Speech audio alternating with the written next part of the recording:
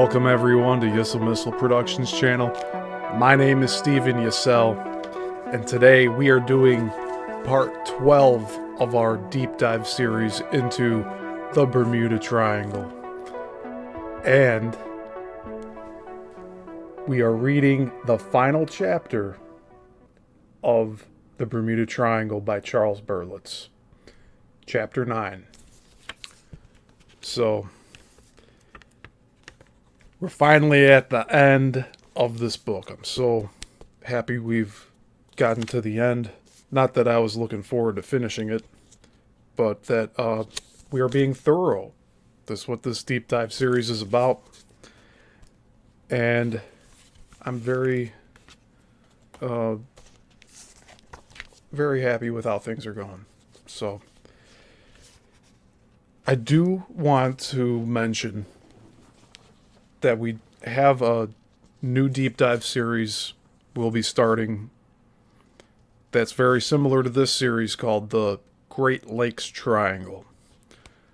And I might show the intro as a teaser at the end of today's show.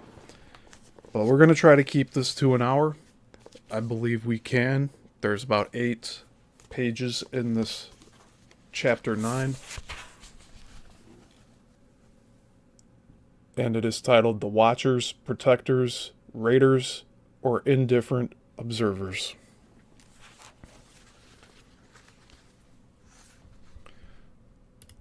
So, last time we were here, we were looking at rock art in different parts of the country. It was just something that came up in the last chapter. I have the same slideshows from the past several shows, so if you're sick of them, too bad. I'll get some new stuff eventually, but I think these are really important to show because this is what was used to search the area of the Bermuda Triangle, and it found sunken cities, essentially. So I'm not sure if we have, alright. So, before we start reading, I just want to make sure we have our music in the background. And I'm kind of surprised here that I didn't have it. So I had to move a few things around with OBS. If you guys noticed, I'm able to do shows with Zoom through OBS. So I had my first successful show yesterday with that. And I'm really looking forward to doing more interviews in this format where you not only get high quality audio here from me on OBS, but also the picture quality is a lot better than streaming directly through Zoom. So I'm glad that we were able to upgrade in a sense when we did our interview yesterday with Nadine. So if you haven't checked that out, go check it. It's a real eye-opener of what's going on in the United States here with manipulated weather and disasters, which we could be having manipulated weather with Bermuda Triangle too, for all we know.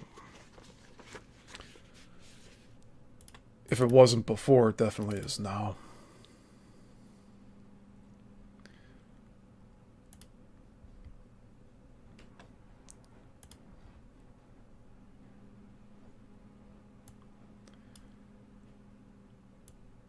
So yeah, we'll be starting reading shortly. Just give me a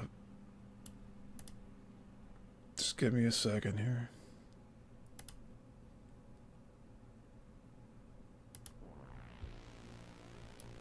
I'm not sure how this is going to sound either, so just... Okay. I think we're about ready now.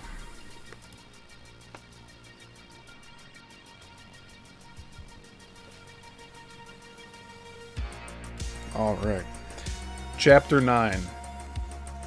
The Watchers, Protectors, Raiders, or indifferent observers.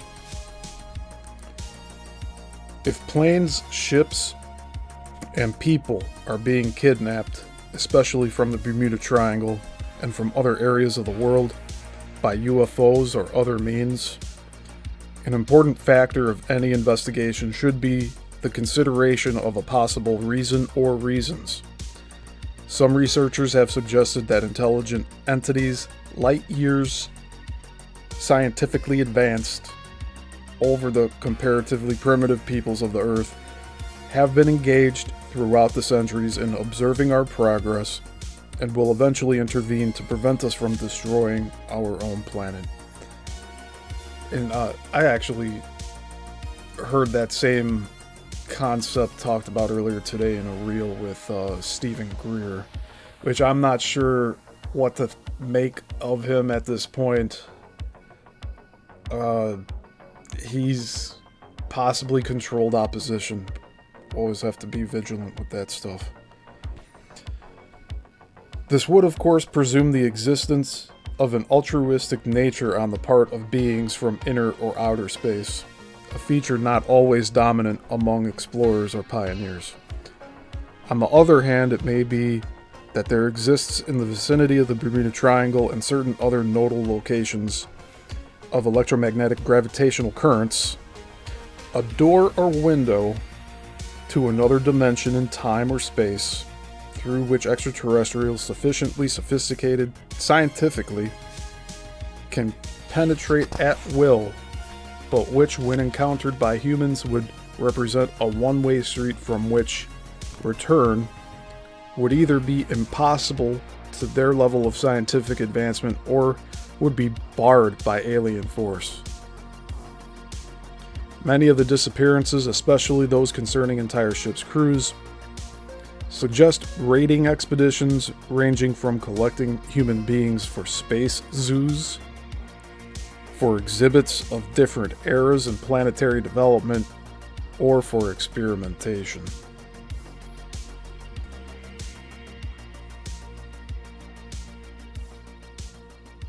That's a little unsettling to think about. The first two. Space zoos.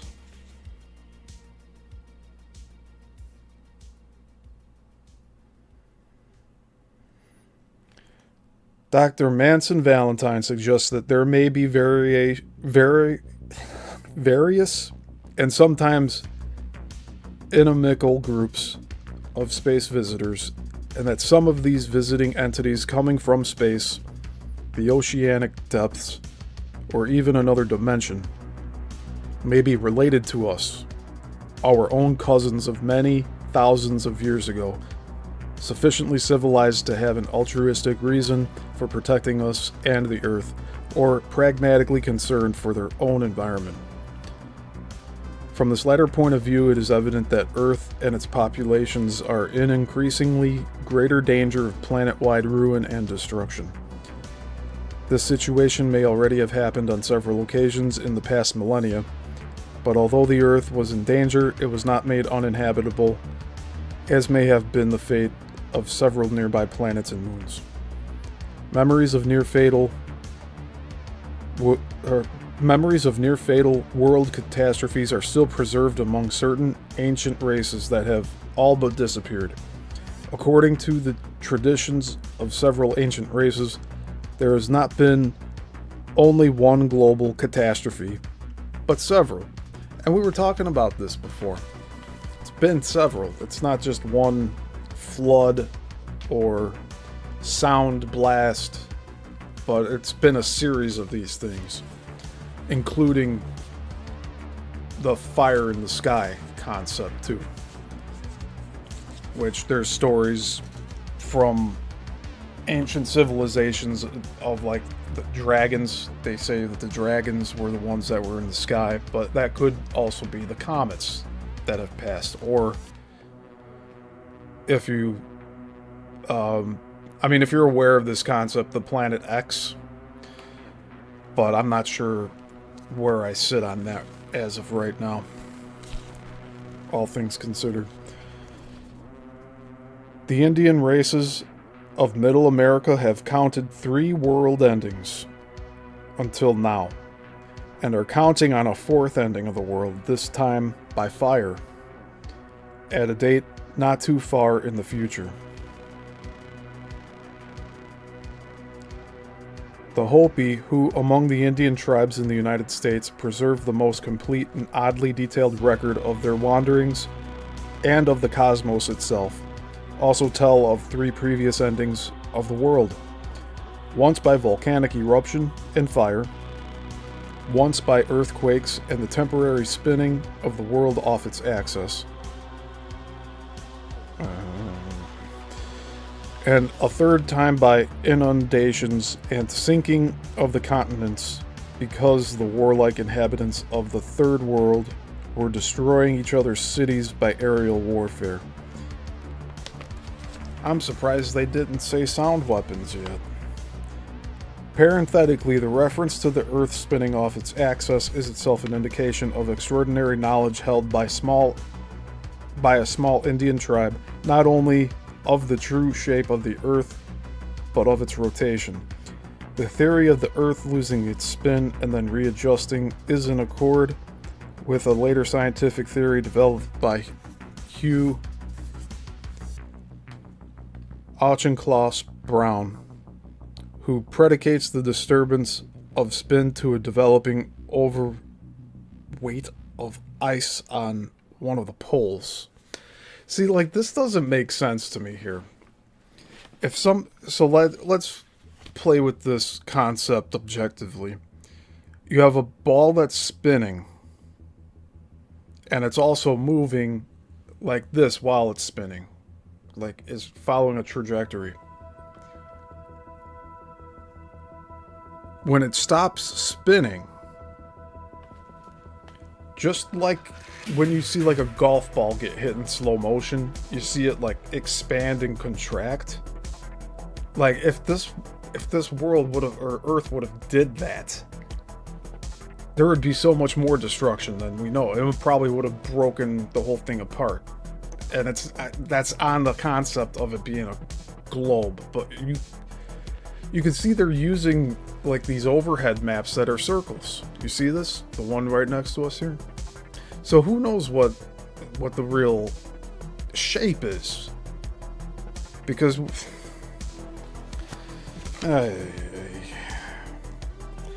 I'm just saying here that, like, if there was a spin stoppage temporarily,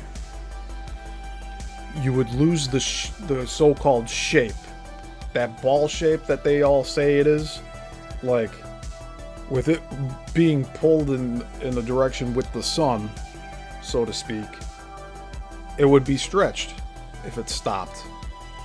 That's my interpretation of it. Like, there would be a lot more destruction than what they're saying here. It's not just gonna come to a stop like a billiard ball, and it's just gonna maintain its shape and then start spinning again. What's the point of it spinning then? I mean, these are questions we have to ask. Alright, let's continue reading here. Ancient religious legends of India tell of 9 crises of the world, while other cultures of antiquity vary somewhat concerning the number, although not the reoccurring frequency of global catastrophes. Plato, in his dialogue Critias, spelled Critias, and I'm probably mispronouncing that, quotes an Egyptian priest telling the Athenian lawgiver Solon, who was on a visit to Egypt, quote, "There have been, and there will be again, many destructions of mankind arising out of many causes," end quote. After explaining to Solon how the Egyptians, because of their records, had maintained memories of some of these events, he allegedly observed to Solon, quote, "And then, at the usual period, the stream from heaven descends like a pestilence, and thus you have to begin all over again as children." And then in brackets it says, adding as a final thrust at the lack of Greek records.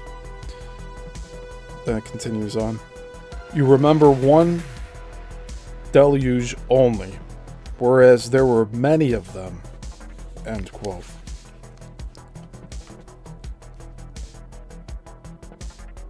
The cyclic theory of civilization prevalent in the ancient world and still to a certain extent in Asia is in marked contrast to the progress theory of our own culture, with its preoccupation with the passage and pressure of time and the constantly forward march of civilization and scientific development. As our own knowledge increases, however, we may find that what was suspected by observers in antiquity will be shown to have eventually transpired.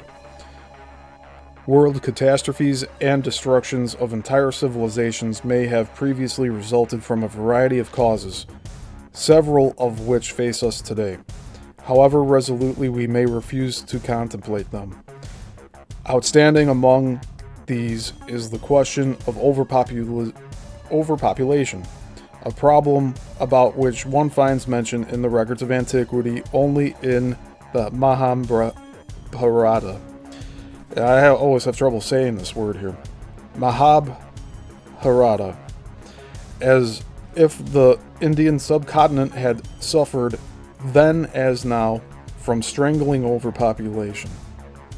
Nuclear warfare, suggested by the records of antiquity and other outstanding dilemma of today, is, of course, one way of inadvertently solving the overpopulation problem, although it carries with it the problem of destroying much of the life on the planet and even damaging its future habitability, as well as, if the atomic reactions are strong enough, causing seismic disasters and eventually floods from the melting ice caps.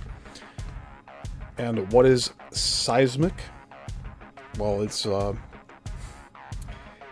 reverberation of sound.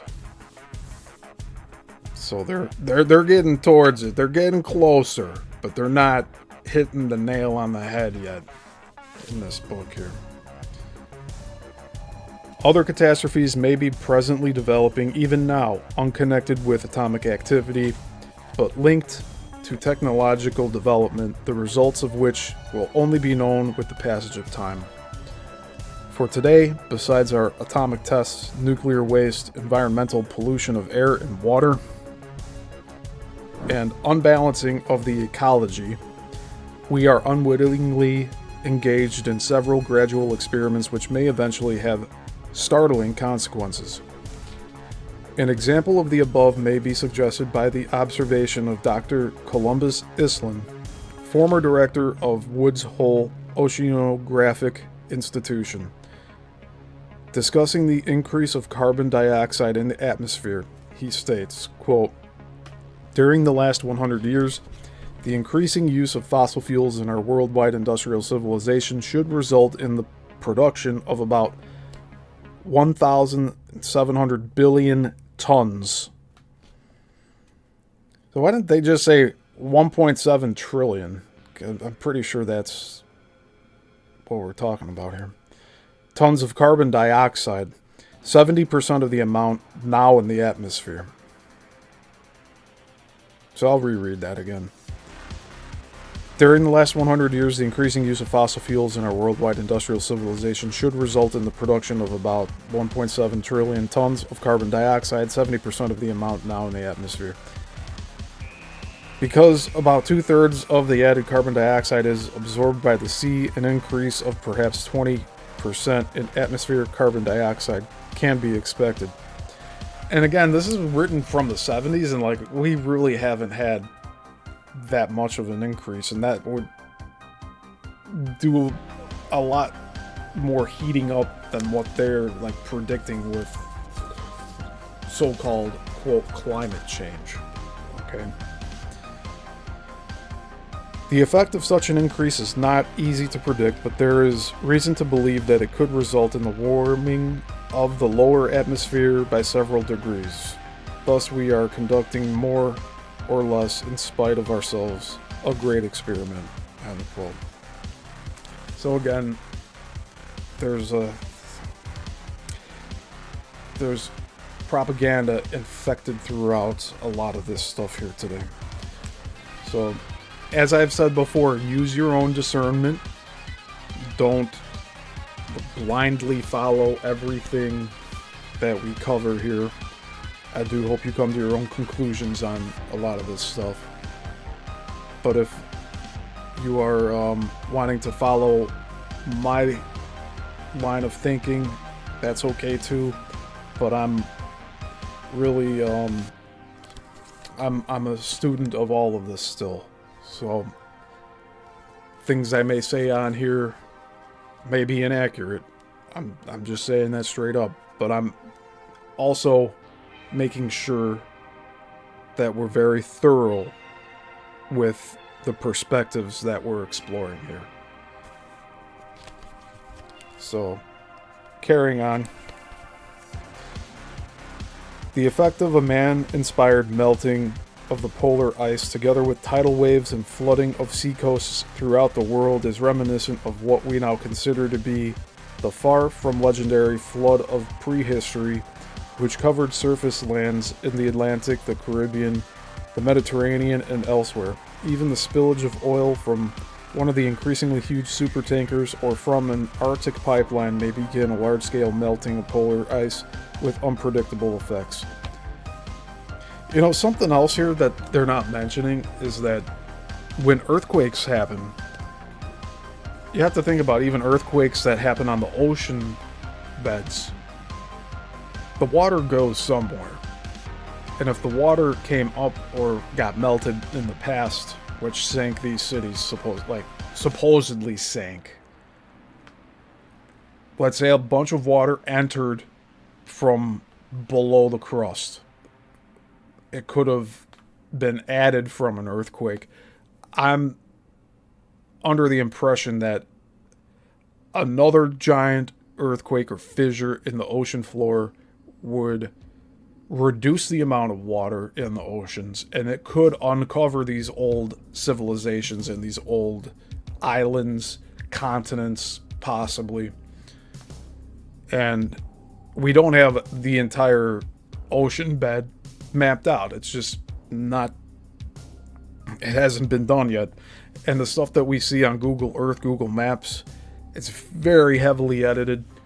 And I've looked at it myself several times. I've tried to see what's in the Florida Keys, like what we've been covering here. And it was also mentioned from one of our viewers, Zenray. He told me to look at Dutch Since, which is an earthquake YouTube channel, and I think they're on some other streaming service now, but they are on YouTube still. But they cover a lot of the daily earthquakes. But he had found all of these star forts that are under the water off of the coast around the Florida Keys itself. So we're not really sure what that all means, but from all of our observations here so far, it seems like water was added to this plane, and we don't know how. But if it was added, it could easily be taken away again. Like, just as easily. So that's why I'm saying one major earthquake or several that cause a fissure in the ocean floor. What happens when you have a hole in the bottom of a bucket? It loses water. So all of this fear talk about, everything's going to flood again, we might have the reverse of that happen at some point, completely against what all these people are saying. And so with a reversal of that, I really wonder how, this terrarium that we live in would react to that with less water. And water has a memory to it, and that's a whole topic we can talk about at a later time. But water itself, it has an inherent energy to it. And I wonder what the equilibrium of everything would be if there was less of it on the surface. Because I really think with these fissures, with these earthquakes, that it can take away water from the surface or from the ocean bed floor. Like, it's just going to reduce water at some point. I could see these ancient cities popping back up as dry land. But it's really a hypothetical concept. So I like theorizing about that stuff, but it's definitely something that's possible that could happen in the future. All right, let's continue here. The extinction of so many species of animal life may be another potential source of future disaster about which we cannot yet form an opinion. In a previous catastrophe, it will be remembered that Noah, an ecologist before it became fashionable, while he took 7 pairs of each of the more useful animals aboard the ark, also took 1 pair of each of all the other animals, whether they were useful or not. Perhaps the climb from barbarism to civilization and eventually knowledge and ability to use nuclear fission is, in the case of man and other intelligences, equally equipped. A natural process, and has taken place before, not only on Earth, but in the other parts of the universe. Perhaps other civilized systems, extraterrestrial or even as suggested by Valentine, Sanderson, and others, of the same Earth, although not apparent to us, have triumphed over this urge for self-destruction and are studying our world through such paths or open doors as the Bermuda Triangle, either as an object lesson or to preserve parts of its culture for study or to keep it from destroying itself. That was one long run-on sentence. I needed to cough for that.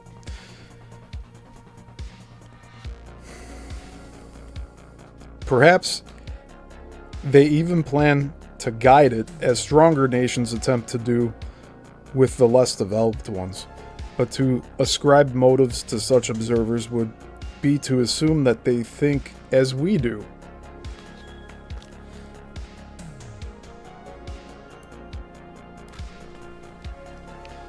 Wild animals cannot possibly understand why collectors want to trap and exhibit them instead of killing and eating them. Possibly, as has been suggested, the UFOs are simply scouting our planet. If so, they have been at it for an exceedingly long time. And my perspective here is that it's interdimensional. That those things are interdimensional and highly demonic for the most part, especially the Greys. All right. If there is any truth in the hypothesis that alien entities are visiting and observing Earth and collecting information and samples for whatever purpose, especially within the area of the Bermuda Triangle, it is interesting to speculate why this area should be one of special UFO concentration. Sightings of, quote, heavenly, unquote, aircraft in the distant past suggest that they have appeared in areas of cultural and technical development at certain points of apogee, as if to ascertain from time to time where new centers of civilization were developing and whether or not they were potentially dangerous. We have only to note the consequence of ancient reports relating to heavenly visits to Earth by gods or aircraft to discern a vague pattern of shifting emphasis. The first visits described in detail were those to ancient Egypt at the time of Thutmose III and the space trip undertaken by the Sumerian Etana. We have, of course, more detailed indications of extraterrestrial contact in the book of Ezekiel, who related visits to Earth by what appear to be spacecraft on 4 occasions within 19 years, and who on one occasion saw 2 of them, and, like Etana, was himself a passenger, as well as a possible indication in the case of Elijah, who ascended to the heavens in a, quote, fiery chariot, end quote, never to return. From India, we have a memory of space flight in the description of the flight of Rama, and in ancient American references to gods who came in machines from the sky to build Tiahuanaco. Successfully, many of the reports from Greece, Rome, Renaissance Europe, and in our day, an increasing number from all over the world, but especially from the Bermuda Triangle, suggest the possibility that observers seem to be interested in the advance of technological civilization on the Earth, especially as regards air travel, space penetration, and modern warfare. In World War II and the Korean War, a number of Foo Fighters, unidentified lights or objects accompanying bomber or fighter planes in flight, were fairly commonplace, while reported concentrations of UFOs at present seem to be in the vicinity of space travel areas, either because they represent a development of technological potential or a threat to the solar system or part of the universe. I think that these bases that are in Florida, they're there because of the proximity of this area of the Bermuda Triangle. That's why I think they're there. The stuff that they put on for the public is a whole different story, but I think the location of where it's at is tied to whatever energy ley lines are in that area there. I think there's research that's going on at those bases that we don't know about, and everything else is for show. The theories of Ivan Sanderson, however, suggest that the increasing threat to our own ocean environment may be shared by highly developed life forms within the ocean. There appear to have been several startling confirmations, in addition to the instances listed in Chapter 6, of UFO undersea activity having been observed and tracked by U.S. Navy units. These incidents have, as in customary, been depublicized as much as possible except for the initial reports. One of the most striking concerns the tracking of an underwater object moving at over 150 knots, first by a destroyer and subsequently by a submarine during a U.S. Navy exercise southeast of Puerto Rico in 1963 at the southern edge of the Bermuda Triangle.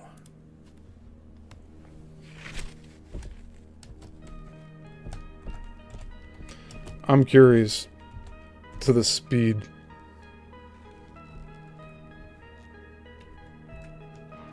Let's see here.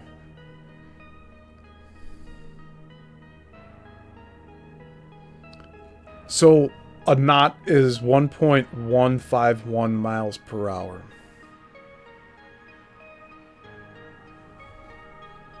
Oh, this is going to be easy. Thank you. We're going to see how much is 150 knots here. 1.151 times 150. 172 miles per hour they tracked objects under the sea. Unidentified objects. So these suckers were going fast.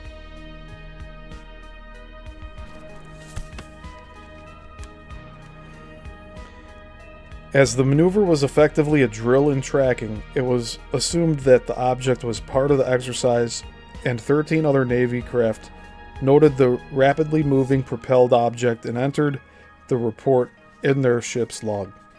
It was tracked for a total of 4 days, at times penetrating depths of 27,000 feet while maintaining its incredible speed. It was never ascertained what it was, although most reports agreed that it appeared to be powered by a single propeller. While reports of UFOs emerging from and descending into or operating within the seas have been fairly prevalent in the past, seldom have they been so closely detected and tracked as in the 1963 maneuvers just described. just described. Sorry about that. Supposing the existence of an older branch of humanity or other civilized life form under the seas, such entities with a vastly greater amount of living space at their disposal than that tenuously held by surface-dwelling civilized life forms such as ourselves, would not have concerned themselves with our actions during the last several millennia.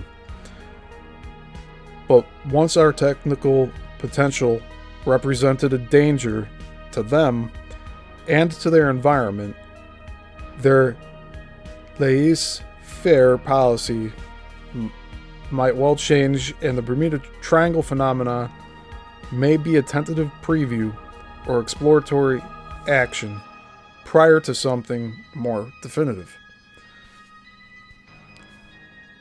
Ivan Sanderson suggested that certain unexplained and unpublicized reports of giant undersea transparent domes, some of which had been seen by sponge divers off the coast of Spain and also glimpsed from the surface when underwater visibility was favorable,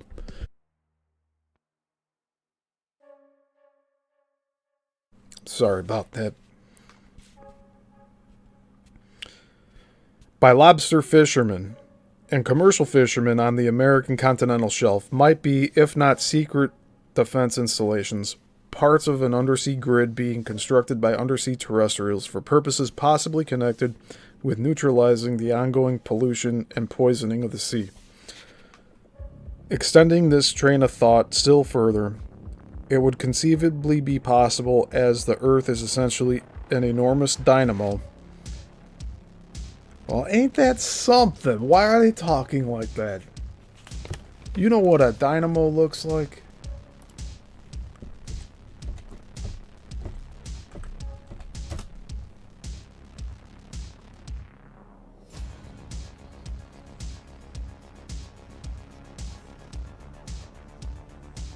And again, they just hit this thing with a... Oh, man. Okay, I'm just saying, like, in this book, they touched on the Earth being just a giant generator of energy. They just say it in passing here.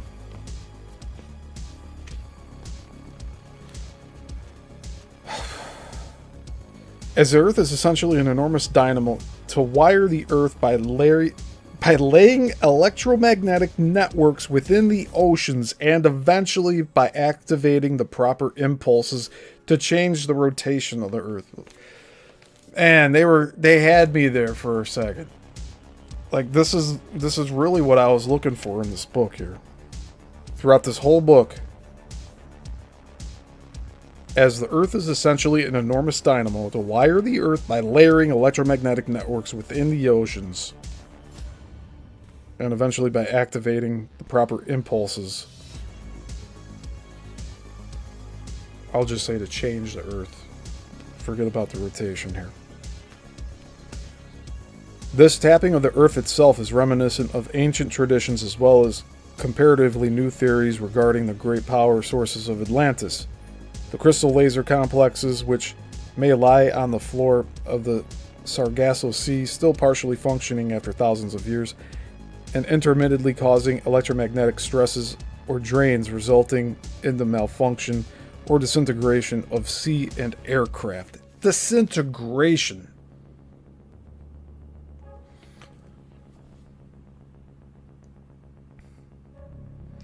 So I'm thinking some of the sound energy devices, like some of these things could just make things turn into dust. Like, imagine like an airplane just... Because that's what they're talking about here. Just hit it with the right frequency and it just particleizes. Some scary stuff to think about. But that's the power of sound. And I think this is all connected here with Coral Castle and a lot of other things here. And we're still doing good on time. We're about 40 minutes in here. And we only have a few pages left. So at least like right now, before we get to the end here, I'm thinking that like they got so close to just articulating what we know today, like in this present time, because this book is nearly 50 years old, a little more than that, or almost 50. Or we say 77. But this is from the 1970s, so they still had a lot of the propaganda that they were trying to just sift through while trying to make these factual claims of what happened out at sea. And we have these logs by different people, first-hand accounts, and yeah, they got so close. If they just threw out the whole rotation of the Earth thing, I think they'd be onto something a lot more current to what we're looking at today. Okay, let's continue on here. It is, of course, natural for us to speculate about the reasons for the visits of extraterrestrial beings and to seek to identify their purposes with our own frame of reference. Following this reasoning, it is normal to suppose that the visitors have come to protect us from ourselves, while other less sanguine observers have presumed that the visitors have come not for the purpose of protection, but rather for collection. The latter supposition would seem more logical, considering the number of planes, boats, and ships, and their crews that have vanished within the Bermuda Triangle. Dr. John Harder, professor of engineering at Berkeley and investigator of UFOs, recently, and this was October 1973, expressed the unusual, though scarcely flattering, theory that the Earth may be a sort of, quote, cosmic zoo shut off from the rest of the universe, and every so often the keepers make a random sample check of the inhabitants, end quote. So again, they're saying that it's an enclosed system. So they're already playing around with that idea, even though like the established propaganda was already well baked into this whole thing. And this is only a few years removed from the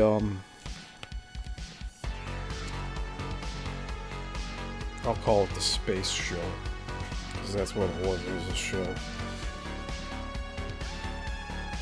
But another suggested theory implies that the visitors are indifferent to humanity being occupied with their own aims, which as yet we are unable to imagine, and that the apparent casualties, since we still do not definitely know if anyone has died in the disappearances, have been caused inadvertently by projection into the field of ionization. This theory has long furnished newspaper and magazine writers with periodic opportunities for titles such as, quote, Lost Atlantis is alive and well and kidnapping ships and planes, end quote. The concept that a laser beam can destroy or atomize a plane is possible, but the idea that power installations or gigantic laser complexes could still function after thousands of years immersion in the sea seems patently ridiculous, as giant lasers, as we conceive them, would have to be maintained and operated. Well, we don't know what type of tech it was, so it very well may be still functional by the time we look them up and everything. However, lasers are comparatively recent development in our world, and it is probable that they will be brought to a much higher degree of perfection in the future. The ultraviolet laser, not yet developed,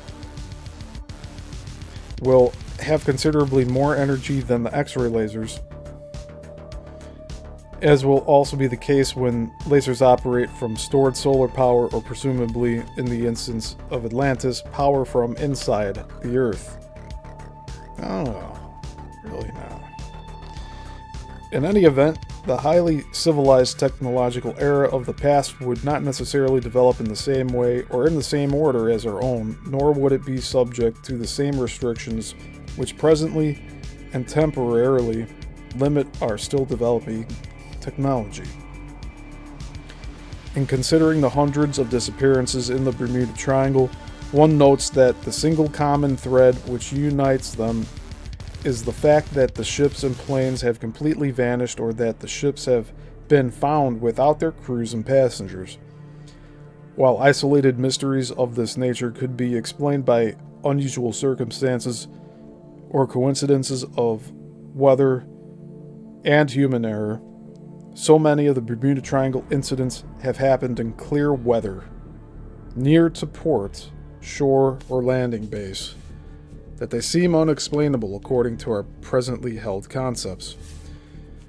The history of the Bermuda Triangle encompasses events clouded by the mists of ancient and modern legend, the unexplained and apparently intermittent aberrations of natural forces, and theories of physics as yet unproved, which could revolutionize our previously held concepts.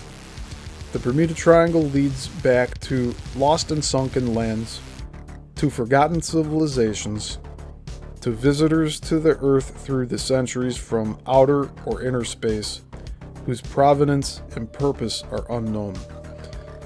Rather than theorize about explaining the presently unexplainable, it is perhaps easier to say that the Bermuda Triangle exists only in the imagination of mystics, cultists, the superstitious, and the sensational-minded.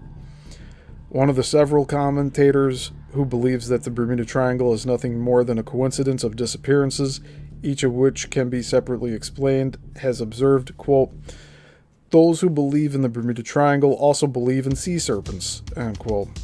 Although the latter epigram is not necessarily a proof that if one does not exist, the other does not either, or that if a sea serpent is finally and satisfactorily identified, then other legends of the sea automatically become more credible. In general, people are unwilling to confront mysteries which cannot be eventually explained, or are incapable of theoretical explanation in terms they can understand. It is more spiritually comforting to be able to recognize what we may face on the perimeter of the physical world than to face an unknown threat. If the phenomenon cannot be explained, the best response is to ignore it. A more reassuring course of action, and in a way, more innocent. I would say more ignorant. But the time of scientific innocence, together with its implied reassurance, has passed, having definitely ended on the morning of July 16th, 1945, at Alamogordo, New Mexico. Alamogordo, New Mexico, when the atomic theory established its own conclusive proof that it was no longer a theory. We now live in a world where the lines of science and parascience are converging, a world where what was once magic or the dreams of magicians has been adopted by science and made acceptable by scientific nomenclature. Biologists can now produce life. Cryogenic biologists will soon be able to preserve human life indefinitely through freezing live bodies. Thought transference of pictures to film has been proven. Huh?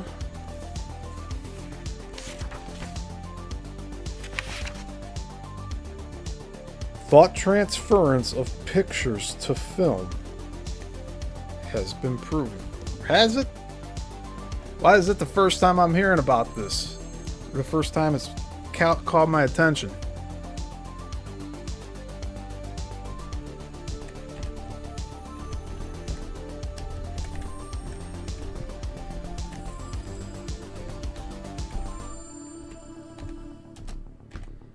Thought transference of pictures to film. Are you telling me these people are just thinking of stuff and then putting it on film?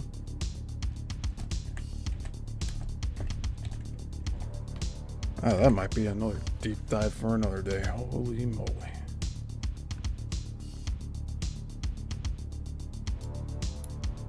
Oh, no way. Okay, we gotta show this. We have to show this.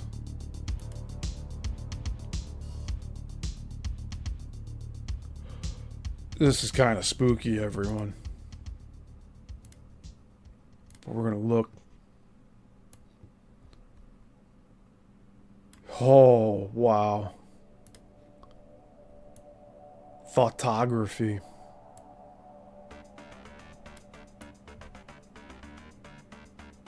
Look at that.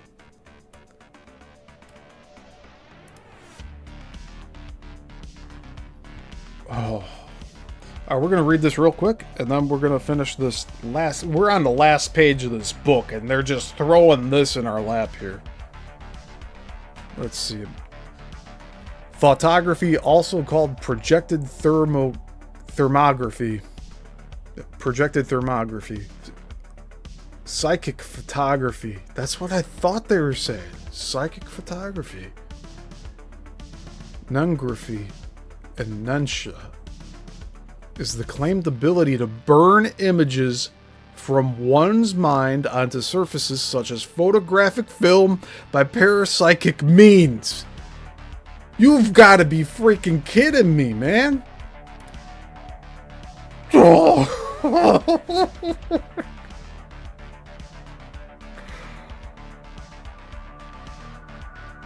Oh, I got a lot to learn. I got a lot to learn here.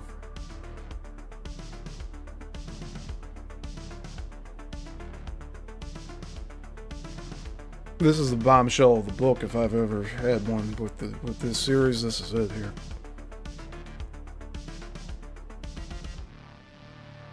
So objectively, we've been looking at like the energy grid and all of that, especially with the Coral Castle series, but that plays into this because the Bermuda Triangle has ley lines through it as well.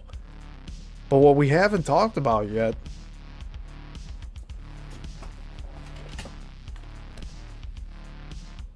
is Edgar Cayce's material and thought phenomenon, and how that plays into all of this.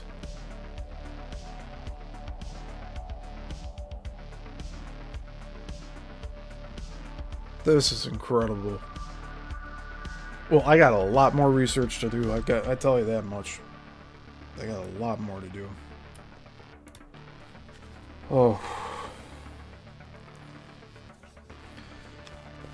Alright, let's finish this page here.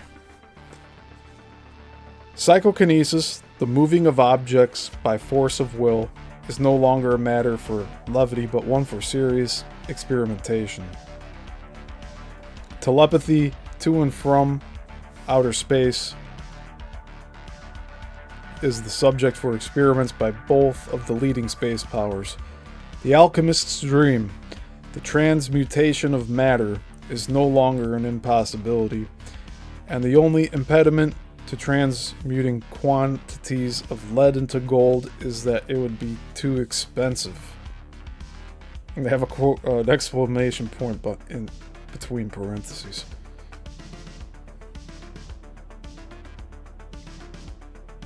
I guess what they're saying is like the amount of energy it would take to like run that would far exceed what it would be worth it being like the result of it being gold.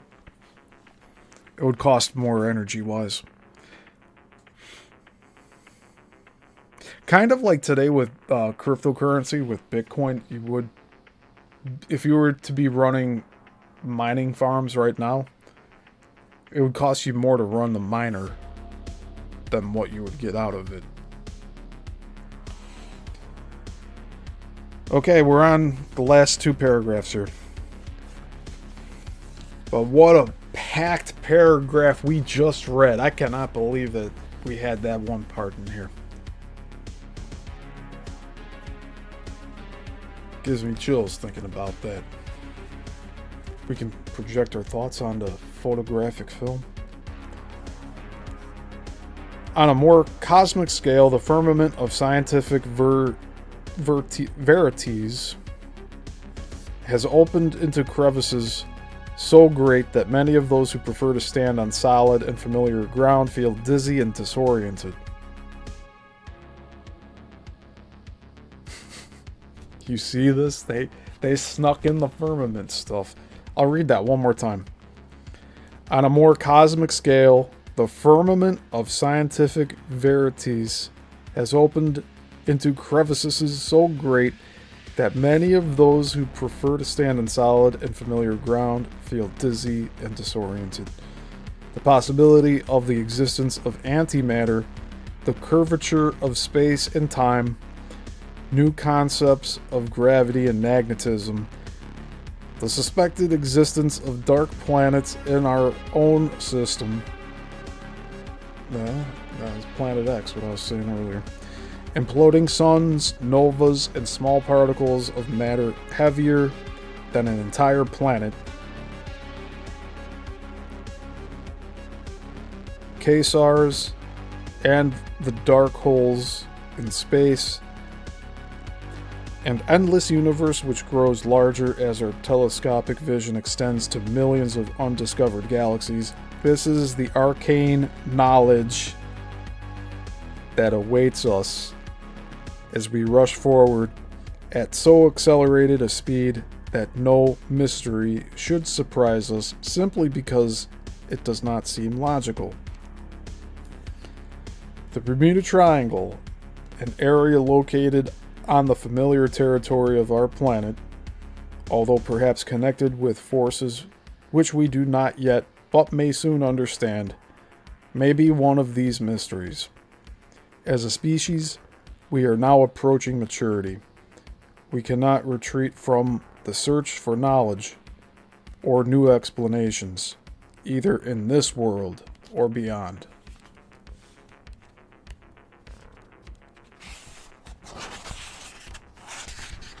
And there is the end of Charles Berlitz's book, The Bermuda Triangle. So what did we learn from this?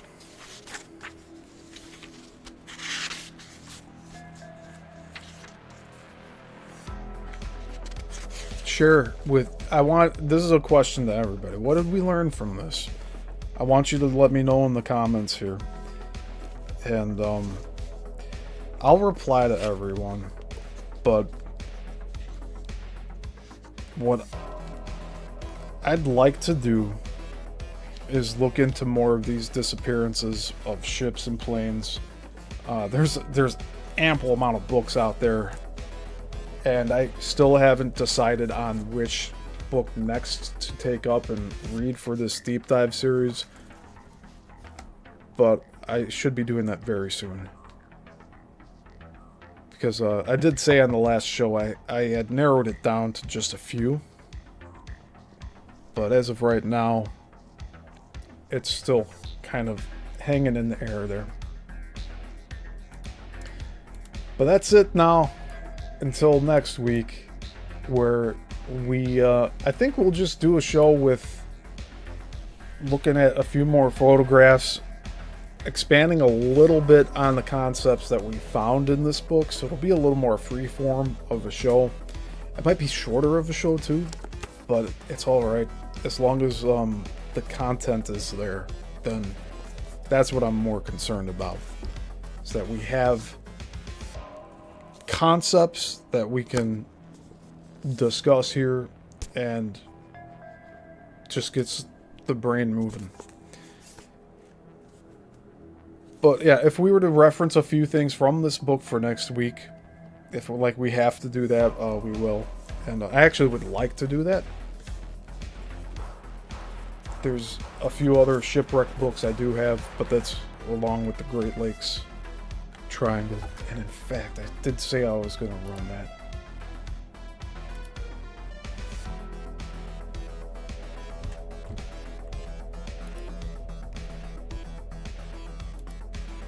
Yeah, I'll give that to you guys today to see right now before we go. But I'll be starting the Great Lakes Triangle series. And so, doing all of these different deep dives, they're all starting to be interconnected. But, I mean, the common theme here is that this is us trying to understand where we're at here. What's this world? that we're living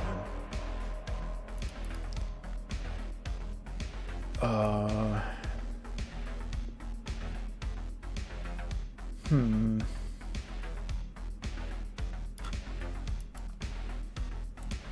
Just give me a second.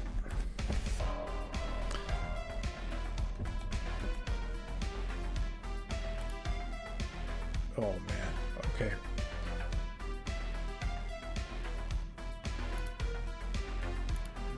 Not quite ready yet. Okay. All right.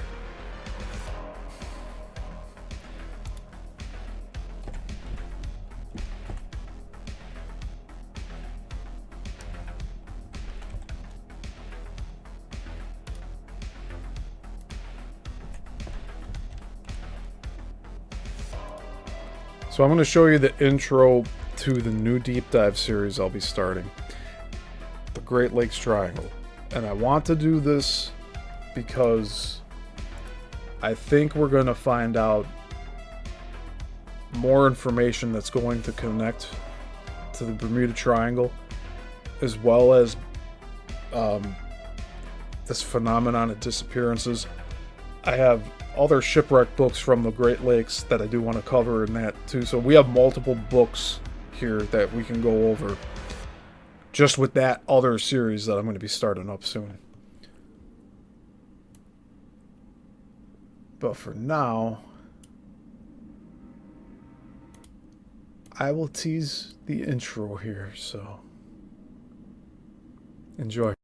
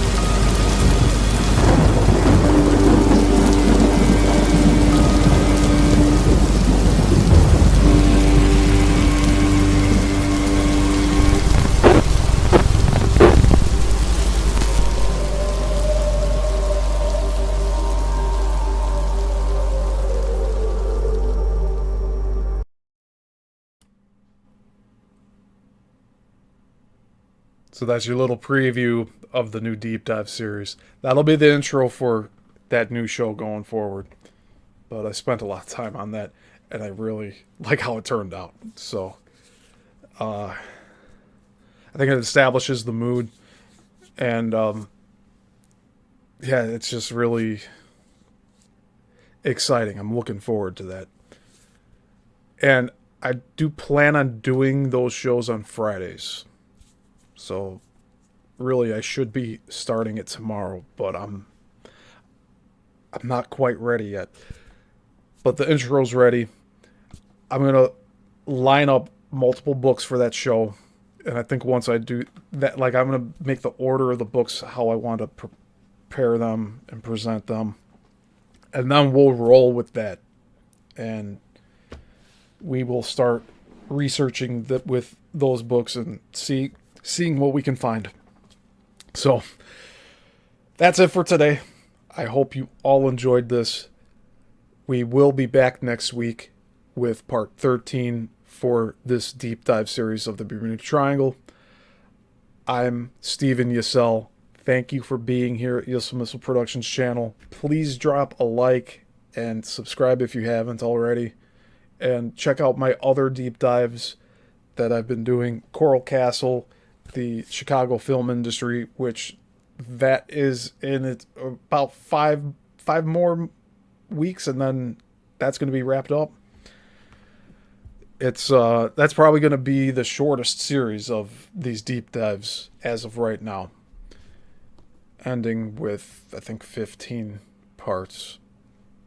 But this show and the other shows, with the new one being the Great Lakes Triangle, I think those are all going to go past 15 parts. But we're taking them one part at a time. And I'm looking forward to discovering this information and sharing it with you all. And thanks for being here with me on this journey. So, until the next one,